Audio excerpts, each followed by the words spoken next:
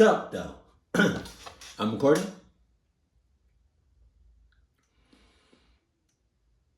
Okay.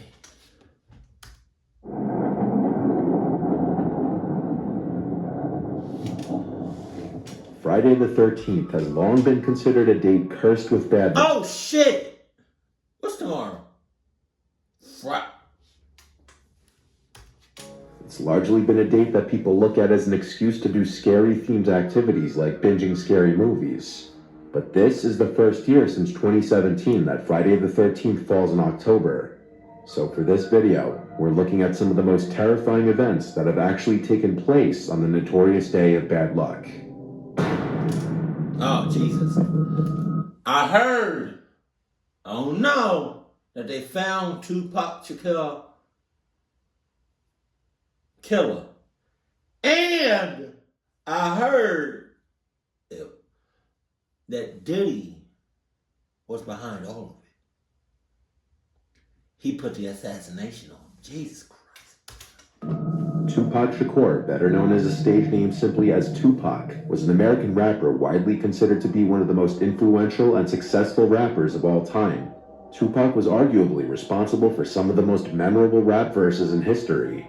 And while much of his notoriety came about after his shocking death in the mid-1990s, he's still remembered and talked about today. On the night of September 7th, 1996, Tupac was in Las Vegas celebrating his business partner's birthday. And one night while there, he attended the Bruce Seldon vs. Mike Tyson boxing match with Suge Knight at the MGM Grand. Later that night at about 11:15 p.m., while at a stoplight, a white four-door Cadillac sedan pulled up to the passenger side of Tupac's vehicle, and an occupant rapidly fired into the car. He was hit 4 times, once in the arm, once in the thigh, and twice in the chest, with one bullet entering his right lung. Tupac succumbed to his injuries 6 days later on September 13th, which was a Friday. The case went unresolved, with people suspecting his friend Suge Knight and even rapper Biggie Smalls of the murder. But recently, on September 29th, 2023, 60-year-old Dwayne Keith Davis was charged in the killing of Tupac. Dwayne is not accused of being the one to pull the trigger that night in Las Vegas, but he is, however, being accused of having been the one to call the hit on Tupac. The trial is still currently in progress.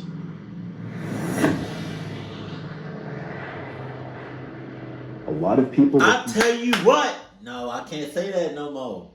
I can't say that. I was going to say that I was going to be in the house cooling it, kicking it, not by myself, baby girl. In the house by ourselves, safe and sound. But nah, she bought tickets to a haunted house attraction tomorrow, the Friday the 13th. I've never been, so this is going to be great. I just got finished reacting to one. To fly on Friday the 13th. And while that may come down to pure superstition among some people, there have been a few tragedies in the air on this day. In October 1972, on Friday the 13th, a plane heading to Chile was forced to crash land in the Andes Mountains. The flight was carrying 45 passengers and crew, including 19 members of the Old Christians Club rugby union team, along with their families, supporters, and friends. 3 crew members and 9 passengers died immediately. Several more died soon afterward due to the frigid temperatures and the severity of their injuries. Survivors of the crash hid the wreckage for warmth and were eventually forced to cannibalize and eat deceased passengers to survive. A rescue team was sent out, but the mission was called off after 10 days. However, 72 days after the crash, as the weather improved with the arrival of late spring, 2 survivors climbed a 4,700-meter mountain peak without gear and hiked for 10 days into Chile to seek help, traveling a total of 38 miles. The 2 men were able to alert authorities that there were still 16 survivors trapped in the mountains, leading to their rescue. But believe it or not, on the exact same Friday the 13th as this plane crash, the same exact date, was another plane crash that killed all 164 passengers and 10 flight crew. Holy shit! You know what? Just stay in if you can, just stay in the house Friday the 13th.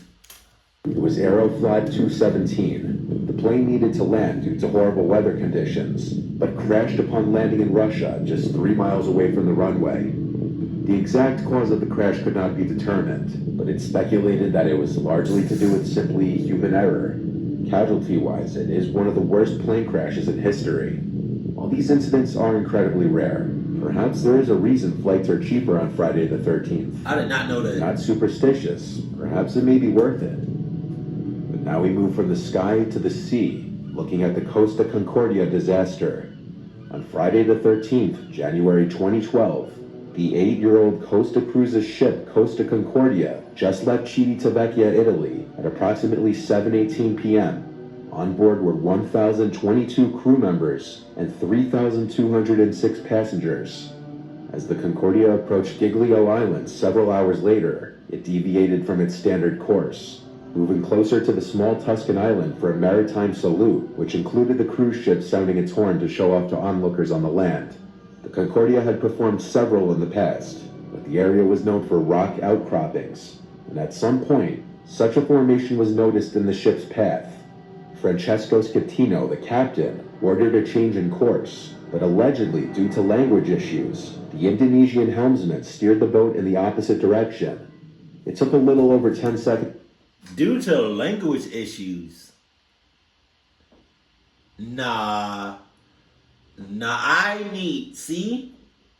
feel like that was a setup. A cruise ship that big, that many employees, somebody needs to be bilingual, fluent in trains, in airports, airplanes, cruise ships, and just in general, because no. To correct the maneuver, and the boat's bow ultimately swung clear, but the stern collided with the reef at approximately 9:45 p.m. The damage had been done. The Concordia's port side had suffered a 174-foot tear. This caused the ship to list and then partially sink, landing unevenly on an underwater ledge. Although a 6-hour rescue effort brought most of the passengers ashore, 33 people died, 27 passengers, 5 crew, and later a member of the salvage team. God damn. That's a big ass ship. That bitch is huge. An investigation focused on the shortcomings and the procedures followed by the Concordia's crew and the actions of the captain, Francesco, who left the ship prematurely, leaving behind about 300 passengers on board the sinking ship, most of whom were rescued by helicopters or motorboats in the area. Schettino was found guilty of manslaughter and sentenced to 16 years in prison. Despite receiving criticism, Costa Cruises and its parent company Carnival Corporation didn't face criminal charges. The total cost of the disaster, including victims' compensation, refloating, towing, and scrapping costs, is estimated at towing? I did not know you could tow that shit. $2 billion, more than 3 times the ship's original $612 million construction cost. The cruise line offered compensation to passengers to pay for all damages, including the value of the cruise. Only 1/3 of the survivors took the offer. This remains the biggest modern cruise ship catastrophe. David Anthony McGreevy was born in Southport, England in 1951 to Bella and Thomas McGreevy. David was the second oldest of 6 children. Since David's father was a sergeant in the British Army, a lot of his childhood was spent moving from one army base to another. This could mean that one year he was being educated in an army school in England, the next in Germany. According to David's mother, living in Germany was his happiest time. David's mother, Bella, later said she could only remember one childhood incident of concern, as David was otherwise allegedly well-behaved. In 1967, 15-year-old David left school and enlisted in the Royal Navy. However, he was dismissed from the Navy in August 1971 after being court-martialed for starting a fire that destroyed a mess wardroom. David then moved back in with his parents, but around this time his life was crumbling as his fiancée broke up with him and he was fired from several jobs. For this reason, his parents became fed up with him and kicked him out.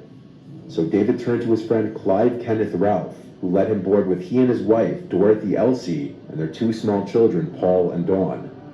Clive and Dorothy had been school friends, and there was a 5-year age gap between. She looked creepy as shit. Holy shit. They had married in September 1968, when Dorothy was 16 and pregnant with Paul. At the time David moved in, Dorothy was pregnant with their 3rd child, Samantha, who was born on the 14th of July in 1972. With both Clive and Dorothy busy working, David acted as a babysitter for the Ralph children. He was regarded by family and neighbors, as well as the Ralphs, as a person who loved children. Oh, yeah? So what would soon happen was nothing short of unexpected and horrific. On Friday the 13th, in April 1973, Elsie was picked up from work by Clive, who had left home late with the children all asleep. When the couple arrived at their home, the police were already there. They escorted them to the police station, where they were told of the horrible truth that their children had been murdered. So what happened? Well, David was known to be a heavy drinker and sometimes a violent drunk. He had gone to a nearby pub earlier that evening with a friend, and he had 7 pints of beer. The 2 men had played cards and darts, though a small altercation took place prior to leaving the pub. Clive picked David up from the pub and brought him to look after the children, while Clive went to get... Wow, drunk as fuck? Come on, yo. Come on now. Come on. From work. Sometime between 10:15 and 11:15 p.m., David, while completely wasted, became infuriated with the children, beginning with the baby, Samantha, who had been crying for her bottle. David violently killed the 3 children, each in a different yet brutal manner. After killing the 3 children, David went down to the basement and retrieved a pickaxe to further mutilate their bodies. David was arrested by police at 3:50 a.m., walking on a road near the Ralphs' home. Upon his arrest, David initially denied any responsibility, but several hours later, he admitted to the murders, with his only explained reasoning disgustingly being simply that the baby was crying. David was sentenced to multiple life sentences with minimums of 20 years, and in prison he was subjected to frequent abuse by other prisoners, and he spent most of his 45 years behind bars in protected conditions. In December of 2018, a parole board cleared David for release, declaring that he had changed significantly and he was no longer...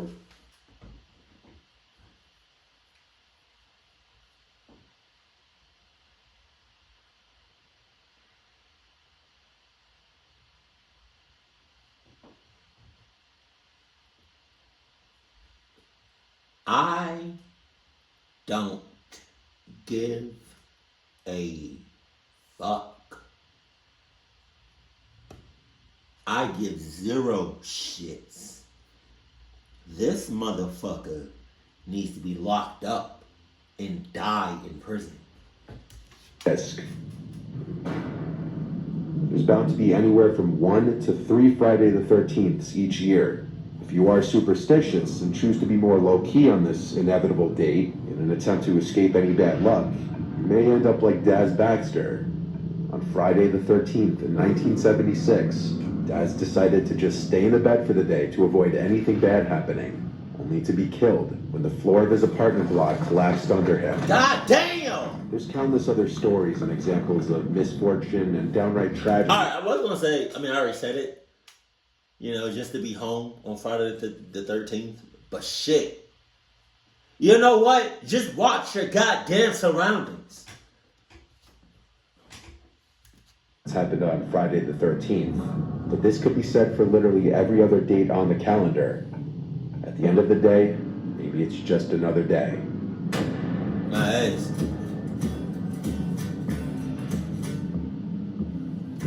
Has anybody ever experienced just bad luck or shit not going their way on Friday the 13th? Whether you're home or just out and about. Cause I can't recall things happening bad to me or around me on Friday the 13th. But that shit is tomorrow, and me baby girl, and a couple other friends are going to a haunted house attraction on Friday the 13th. So y'all wish me luck. I'm nervous as fuck right now. I might vlog if I can. I might, make some videos about it. But Friday the 13th is just like, you just gotta watch your mother clucking surroundings. On me. Be safe out here. Keep it cool, keep it classy, and I love you. Stay happy. My family.